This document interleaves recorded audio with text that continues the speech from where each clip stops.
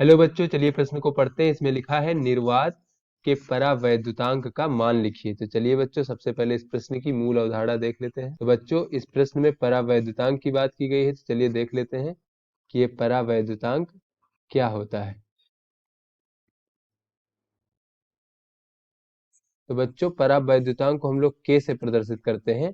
तो बच्चों, किसी माध्यम का जो परावैद्युतांक होता है, तो उस माध्यम की वैद्युतशीलता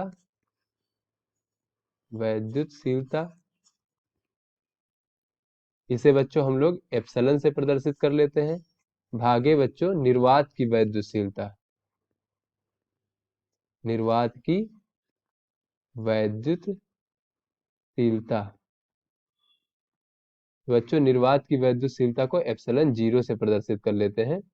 तो बच्चों, इससे हमें ये पता चला कि जो हमारा परावैद्युतांक होता है, वो किसी माध्यम की वैद्युतशीलता होती है निर्वात की वैद्युतशीलता के सापेक्ष। तो चलिए बच्चों, अपने प्रश्न को हल करते हैं। तो बच्चों, इस प्रश्न में हमसे पूछा गया है कि निर्वात के परावैद्युतांक का मान लिखिए।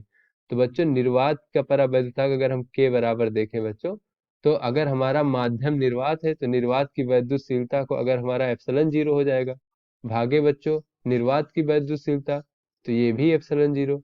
तो बच्चों, निर्वात की वैद्युतशीलता के सापेक्ष ही अगर हम देखेंगे, तो ये बच्चों एप्सिलॉन जीरो भागे एप्सिलॉन जीरो एक हो जाएगा, तब के का मान हमें एक प्राप्त हो जाएगा। अतः बच्चों, जो हमारा निर्वात का परावैद्युतांक होता है बच्चों, उसका मान एक होता है। परावैद्युतांक का मान एक होता है। तो आशा करते हैं बच्चों ये आपको समझ में आ गया होगा। धन्यवाद।